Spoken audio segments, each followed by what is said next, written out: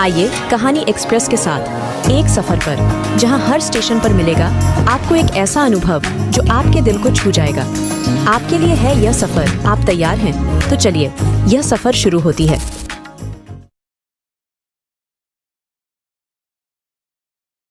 School मतलब हमारी life का सबसे खूबसूरत समय है ना? स्कूल वो जगह जहां सही मायने में हमारे भविष्य का निर्माण होता है, आकार मिलता है।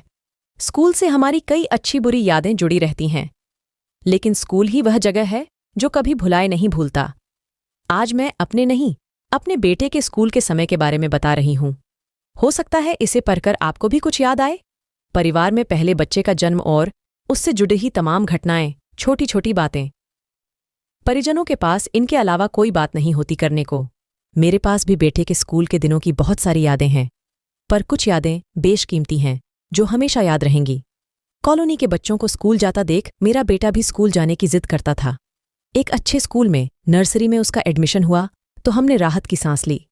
बेटे को स्कूल लाने ले जाने की जिम्मेदारी मेरी थी। अगले दिन मैंने उसे स्कूल के लिए रेडी किया। वो स्कूल जाने को लेकर बेहद उत्साहित था। हम दोनों स्कूल के लिए निकले। एक दूसरे का हाथ थामे हम चल रहे थे। उसके नॉन स्टॉप किस्से कहानियां चालू थे और मैं सुन रही थी। स्कूल का गेट जैसे जैसे करीब आ रहा था, हाथों पर हम दोनों की पकड़ डीएच मजबूत होती जा रही थी। हमने स्कूल गेट को पार किया। बेटा जिस जगह से अपनी जिंदगी की उड़ान सीखना शुरू करने वाला था, वो जगह कैसी है, ये देखने की उत्सुकता, या कहूं तो मेरे मन का डर मुझे क्लासरूम तक ले आया था।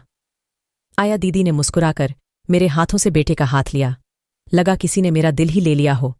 ये एक अजीब सी फीलिंग थी जिसे मैं शब्दों में बयां कर ही नहीं सकती।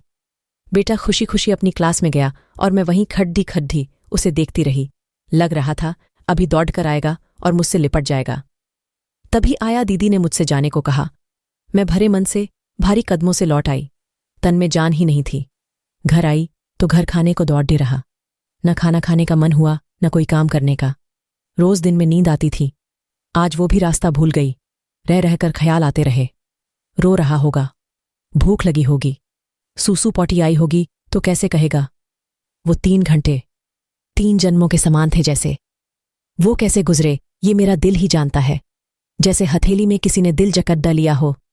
जैसे तैसे समय बिता और मैं समय से पहले ही स्कूल के गेट पर खड़ी ही थी। घंटी बजी, बच्चे एक एक करके छूटने लगे। मेरी आंखें बस बेटे को तलाश रही थीं। बेटा जब बाहर आया, उसे देख जान में जान आई। मैंने उसे कसकर वहीं बाहों में भरा और आर प्यार किया। हम दोनों घर की ओर चले। रास्ते भर वो चुप रहा। घर पहुंचकर मैंने उसे खूब खूब प्यार किया। अब उसके प्रति दुलार भी बढ़ गया। उसके सोते ही मन में हुक उठी, कैसे रहा होगा मेरा बच्चा मेरे बिना। नींद में भी मैंने उसे न जाने कितनी बार चूमा होगा। अगले दिन फिर मैं उसे नियत समय पर स्कूल छोड़ने गई। यात्रीगण कृपया ध्यान दें। अगर आप अभी तक वीडियो देख रहे हैं तो इसका मतलब है कि आपको कहानी पसंद आ रही है, तो वीडियो को लाइक कर चुके होंगे। अगर नहीं किया है तो अभी कर दीजिए, क्योंकि हमें वीडियो में लाइक देखकर बहुत खुशी होती है। आशा करता हूं कि आपने कर दिया होगा। चलिए फिर कहानी में आगे बढ़ते हैं। स्कूल गेट आते आते मेरी उंगलियों पर उसकी पकड़ डीएच मजबूत हो गई। उसका डर भी उस पकड़ डीएच से दिखने लगा था। क्लासरूम की तरफ बढ़ते हुए बता ही नहीं सकती कि क्या अनुभूति हो रही थी। किसी तरह बेटे को छोड़ डीएच तुरंत पलट गई। आंसू पलकों पर थे और दिल क्लासरूम में। 3-4 दिन यही क्रम चला और 5वें दिन जो हुआ, उसने मुझे हिला दिया। मैं जैसे ही क्लास के बाहर उसे छोड़कर पलटी ही थी कि बेटे ने पुकारा, मम्मा। हम, क्या हुआ? आप भी मेरे साथ चलो ना। कहाँ? मेरी क्लास में क्यों? वो मम्मा, मैं आपको सब तरफ ढूंढता हूं, आप नहीं दिखती तो मुझे रोना आने लगता है। ये कहते हुए वो मुझसे लिपट गया। अब क्या करूं? आंखें मेरी भी नम हो गई थीं, पर आज कमजोर हुई तो मैंने प्यार से उसे कहा, पर आपकी टीचर मुझे आपकी क्लास में नहीं बैठने देगी। मम्मा, मैं टीचर से बात कर लूंगा, आप चलो। उसकी उंगलियों की पकड़ डाच मजबूत हो गई। तभी आया दीदी ने आकर मेरा हाथ छुड़ाया और बेटे को अंदर ले जाने लगी। मैं चुपचाप पलटी और बिना एक बार भी पीछे देखे तेजी से घर लौट आई। एक तरफ बेटे से दूर रहने का डर, दूसरी तरफ उसका भविष्य। फिर क्या था? भविष्य को ही जीतना था। अगले ही दिन से बेटे को लाने ले जाने की ड्यूटी ऑटो वाले भैया जी को सौंप दी। यही हम दोनों के लिए बेहतर था, है ना? ये पढ़कर आपको भी अपने बच्चे के स्कूल का पहला दिन जरूर याद आया होगा। अपनी प्रतिक्रिया जरूर दें। स्कूल के वो दर्दनाक दिन। मेरे बेटे का नर्सरी में एडमिशन करवाया था। चूंकि स्कूल घर के करीब ही था तो लेने छुड़ाने जाने में आसानी रहती थी। मैं खुद ही उसे स्कूल लाना ले जाना करती थी। बेटे को स्कूल जाते हुए करीब 1.5 महीना हुआ था। कॉलोनी के और भी बच्चे उसी स्कूल में जाते थे, इसलिए बेटे को स्कूल के नाम का कोई खौफ नहीं था, बल्कि वो खुशी स्कूल जाता था। स्कूल छोटा था, बच्चे भी कम थे, तो एक ही बर्थडे हॉल में करीब 3 क्लास लगती थी, नर्सरी, LKG और UKG। अमूमन बच्चे भी साथ ही बैठते और टीचर्स भी। कभी 1 या 2 ही तीनों क्लास को हैंडल करती। एक दिन मेरे बेटे को, कुंदन को, वॉशरूम जाना था। उसने अपनी टीचर से पूछा, टीचर बाथरूम आई है, चला जाऊं? टीचर बातों में लगी थी, सुन नहीं रही थी। बच्चे को तेजी से आ रही थी तो वो बाथरूम चला गया और किसी शरारती बच्चे ने बाहर से कुंडी लगा दी। अब कुंदन अंदर से पुकारता रहा, किसी ने नहीं सुना। धीरे धीरे उसकी पुकार चीख चीख के रोने में बदल गई। किसी ने जाकर टीचर को बताया और टीचर ने आकर दरवाजा खोला और खोलते ही दनादन थप्पड़ मारने शुरू कर दिए। किसी भी टीचर ने कुंदन से अंदर बंद कैसे हुआ ये पूछा नहीं और घर खबर भेज दी कि आपके बच्चे ने पेंट में सूसू कर दी है, कपड्ढे लेकर आइए। मैं कपड्ढे लेकर दौड़ी। अच्छे से जानती थी वो कपड्ढे कभी भी गंदे नहीं करता था, कोई न कोई कारण अवश्य हुआ होगा। मेरे स्कूल पहुंचते ही बेटा हिचकियां लेकर रोता हुआ मुझसे चिपक गया। उसके कपड्ढे बदले और घर लाई। बहुत प्यार से उसे पूछा, तब पता चला कि जैसे ही वो सूसू करने लगा था, एक बच्चे ने बाहर से सांकल लगा दी और वॉशरूम के अंदर कॉकरोच भी था। वो पुकारता रहा पर किसी ने उसे बाहर नहीं निकाला, और जब निकाला तब बेवजह पिटाई से बेटा बहुत ज्यादा डर गया। अगले कई दिन वो स्कूल नहीं जा पाया क्योंकि इस डर से उसे बुखार चढ़ गया था। स्कूल की प्रिंसिपल तेज तर्रार नायडू मैम थी, जिन्होंने मेरी एक नहीं सुनी। उनका एक ही कहना था कि टीचर से बिना परमिशन लिए वो वॉशरूम क्यों गया। उसके बाद कई कई रातें वो नींद में चौंक के जाग जाता, रोता बिलखता, मुझे स्कूल नहीं जाना। उसकी हालत देख के हमें रोना आ जाता। स्कूल के नाम पर खुश होता मेरा बच्चा अब स्कूल के नाम से खौफजदा था। आखिर मुझे बेटे को उस स्कूल से निकालना पड़ा। स्कूल की ये कड़ी हुई यादें आज तक ज़हन से नहीं निकलती। बच्चे जिनके लिए स्कूल दूसरा घर ही होता है, जहां घर के बाद वो सबसे ज्यादा समय बिताते हैं, वहां से बच्चे दूर क्यों नहीं होंगे?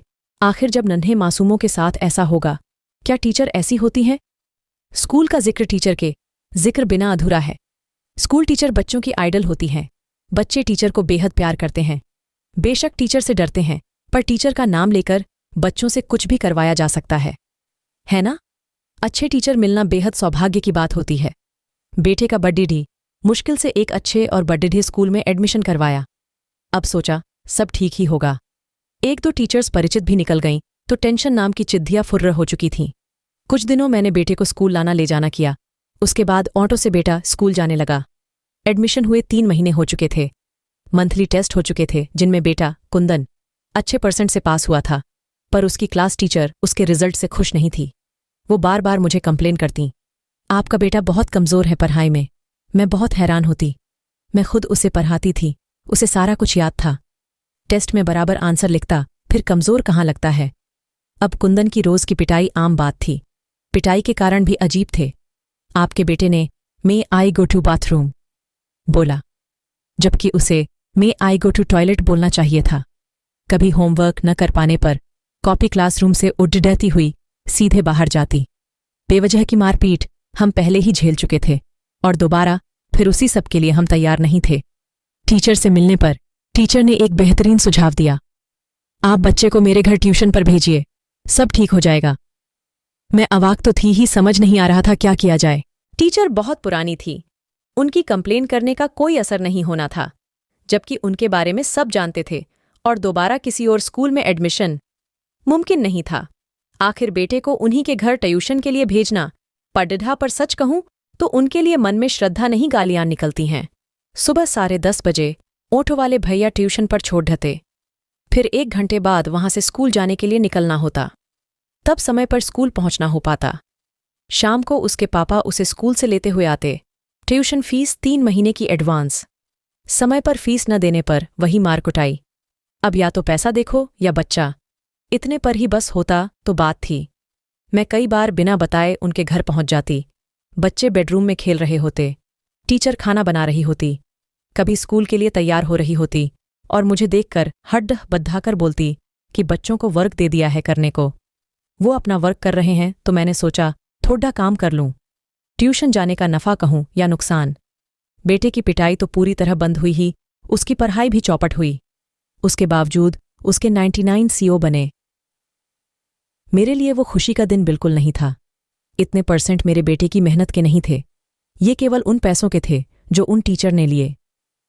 टीचर ऐसे होते हैं तो न हो, बच्चे के मन के साथ, दिमाग के साथ खेलने वाले टीचर, बच्चों के नाजुक मन को हर्ट करने वाले टीचर। क्या वो टीचर कहलाने के काबिल हैं? मैंने हिम्मत करके मैनेजमेंट से उन टीचर की शिकायत की। उन्हें स्कूल से निकाल दिया गया। टीचर्स पेरेंट्स मीटिंग होने लगी। टीचर्स पेरेंट्स एसोसिएशन की मैं मेंबर बनी। उसके बाद बेटा वहां 12 साल पढ़ा। बाद में सारे टीचर्स बेहद अच्छे मिले, जिनकी हृदय से शुक्रगुजार हूं। कहना चाहूंगी, टीचर बनना एक जिम्मेदारी का काम है। देश के भविष्य निर्माता होते हैं टीचर। अपनी छवि खराब मत अंकित कीजिए। टीचर वो बने जिनके नाम मात्र से श्रद्धा से पलकें झुक जाएं। पूरी वीडियो देखने के लिए आपका बहुत बहुत धन्यवाद। अगर आपको हमारी कहानियां पसंद आ रही हैं तो वीडियो को लाइक करें और हमें आपकी मदद की बहुत ज़रूरत है। हमारे चैनल में सब्सक्राइबर बहुत कम है, तो हमारे साथ जुड़िए, हमारे चैनल को सब्सक्राइब करिए। इससे हमें और भी अच्छे अच्छे कहानियां बनाने के लिए मोटिवेशन मिलेगी और आप और बेहतरीन कहानी सुन पाएंगे। आप और भी बेहतरीन शानदार कहानियां सुनना चाहते हैं तो हमारे चैनल कहानी एक्सप्रेस को सब्सक्राइब करना ना भूलें। धन्यवाद।